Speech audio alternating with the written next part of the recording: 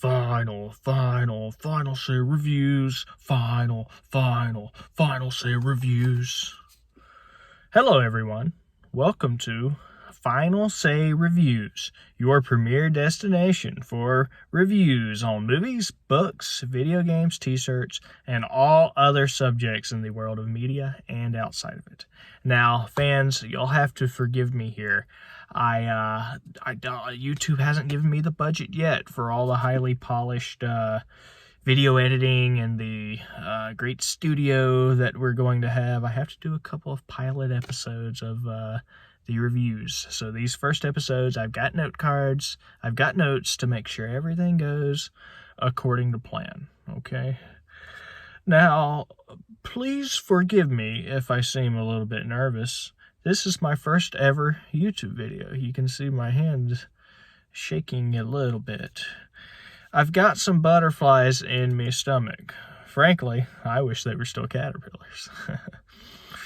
I've been on talk shows like the David Letterman show before doing movie reviews, but something about YouTube just makes me nervous. Maybe it's that big red play button.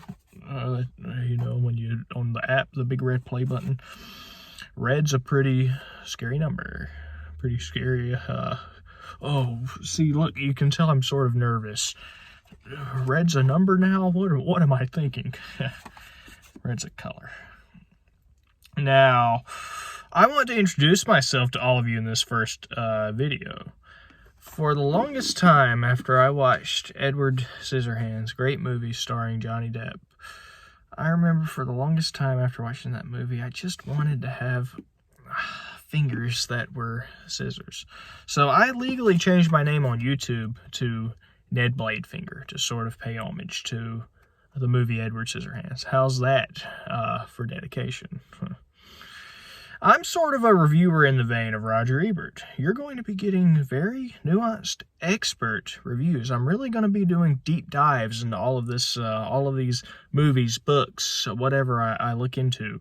You're really going to be getting deep insider information. I want this channel to sort of be the authoritative last word on any topic I review. That's where the name Final Say Reviews comes from.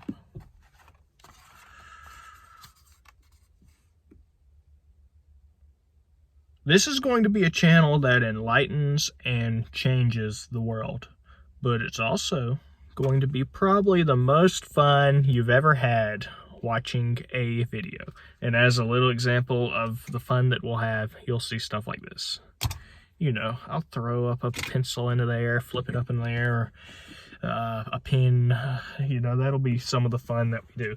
Now, I'm going to have a nice studio at some point, you know, I'm going to do like all the people in the movie reviewers. I'll have games everywhere. You see this, a Game Boy with Pokemon Gold. I'll have books all over the place. You see that? We're going to really be having a lot of fun. We're going to really go all out, but gotta wait for YouTube to give me the budget. Okay, that's enough beating around the bush and what I was going to do if I had all the video editing stuff. I was going to put a picture of a fist punching a bush after I said that part. All right, let's get this review started. Guess what time it is, fans? It's review time. It's review time. It's review time. All right, first movie ever that we're reviewing on this channel, Final Say Reviews, Jurassic Park. Jurassic Park, one of my favorite movies of all time, hands down. I love it. Every scene you see in Jurassic Park is a memorable scene. It has so many iconic moments. And I've gotten notes here. Like I said, we got to make sure everything is right in these first couple of pilot episodes. Then we can, once YouTube gives me the money, we can do whatever we want. But for now, maybe for the first 6 months or so, we're going to, you know, do this. It was Mr. Spielberg's finest creation. Steven Spielberg, he really outdid himself. The movie had a budget of $63 million, and get this, it made $1 billion. That's billion with a B dollars. That's how you know you've made a good movie. If you're making $1 billion on a movie, that's a good movie. It was the highest grossing film of all time when it was released. Now, Mr. Spielberg, he had to follow the science of the time, of course. And back then, scientists didn't quite know as much as they do now. And they actually had it where they believed that the T-Rex couldn't see you if you stood still. So we see Sam Neill in the movie. He's standing, telling people to stand still, to not shine the flashlight so the T-Rex doesn't see them. In fact, Steven Spielberg, I believe he's on record saying that's his biggest regret, that he got that wrong. But hey, he had to go by the science of the day. So Steven, if you're watching this, don't feel bad. You did all you could do. Now, the music in the movie, great, fantastic. One of the best scores you'll ever hear in a movie. John Williams, he really outdid himself. The music, ooh, yeah, when in that scene where they first ride up in the car and they see the Brachiosaurus, and you've got that great music playing, and I think I wrote down how it goes. Do do do do do. Something like that. Let's look at the notes here. Let's see, what else do I got here? Now, when the movie came out, an interesting little societal fact about the movie when it came out was people historically, neighborhoods were safe. They would leave their doors unlocked at night. After they saw this movie, locking your doors at night, the rates of that people would lock their doors at night skyrocketed. Once they saw this movie and they saw that raptors could open up doorknobs, yeah, that's when America really started locking their doors at night. We have Jeff Goldblum in the film. Great actor. And he has that iconic line. And one thing that'll separate me from the other movie reviewers is I actually can do impressions of some of these movie heroes. So here's an impression of Jeff Goldblum's famous line in Jurassic Park. Now let me get into Jeff Goldblum mode here. Life finds a way. That's a great line. That's a line everybody remembers. One of the greatest, most iconic moments in cinema history. And I had a thing I was going to do. You're going to have to sort of use your imagination on some of these early videos. But I was going to actually have a picture of Jeff Goldblum after he says that line, kind of a funny thing where he's pulling up a dinosaur skirt to see if it's male or female.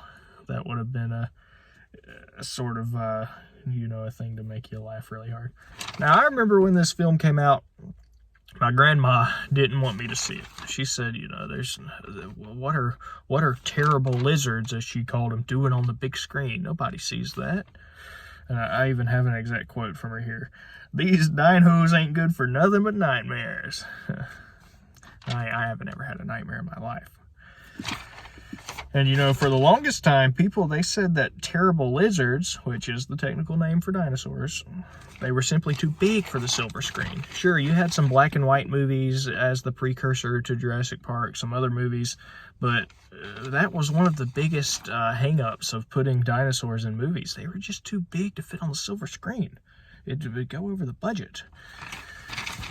Now, in terms of all the great scenes, you have that first scene with the mosquito and the amber. People gained a whole new respect for mosquitoes once they saw that, hey, this movie Jurassic Park might have never even been able to be made if it wasn't for that mosquito and the amber. So that's when we see people start to respect mosquitoes a little bit. You have the scene where they're in the dig site digging, and they have the raptor claw, and Sam Neill terrifies that kid, that young punk that thought he was better than the paleontologist, thought he was a tough guy, and Sam Neill shows him that raptor claw and tells him a little story about that, and boy, did he learn a lesson. That's one of my favorite scenes in the movie. So we have Alan Grant, played by Sam Neill, fantastic actor, and it's a shame he's not in a lot more movies. You have Ellie Sattler, played by Laura Dern, great actress. Ian Malcolm, played by Jeff Goldblum, a great guy, does the chaos theory thing. And chaos theory, that was revolutionary to see that in a movie. Back when this movie came out, people, they hardly even understood the word chaos at all. So to have a whole theory that dealt with the ramifications of chaos throughout the world, breathtaking. Just plain breathtaking. So we're going to end this review here. And I have a little special rating system I do. I've seen a lot of the other movie reviewers, they have the little rating thing they do. Like they say, ooh, that was great, or ooh, that didn't suck. But I have a thing, and it's very unique. For this movie, I'm going to do, instead of 1 to 5 stars, I'm going to do 1 to 5 dino bones. And I think you probably already know how I'm going to rate this one. I'm going to give Jurassic Park in first ever final say reviews. And hey, I'm a little bit nervous here, all right? So you're going to have to forgive me if you thought that I was stuttering a little bit in the video, or if you could hear me, if you could hear me almost crying in parts of the video. You're going to have to forgive me. It is my first ever video. But I'm going to give this 5 out of 5 dino bones.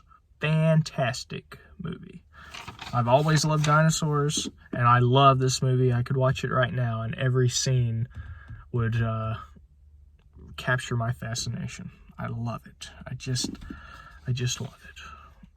And so we've analyzed the movie. We've analyzed the metrics, how much money it made, how great the scenes were, the iconic music, iconic actors, iconic lines. We've looked at all this. Now, what I want to do to end the video, I want to have a little kind of philosophic analysis of the movie. So we're going to ask the question, fans. Now, keep in mind, the science was a little outdated when this movie came out. It's a little outdated. They were going by the best... Oh, see, I'm nervous. Well, they were going by the best science of the time, but it's now a little outdated. I guess maybe that's how I should quote it. Okay, so this is the final little philosophical thing we're going to end it with. Now, did dinosaurs actually exist? Most scientists today would say no. But keep in mind, it's only a movie. Until next time, catch you on the flip side.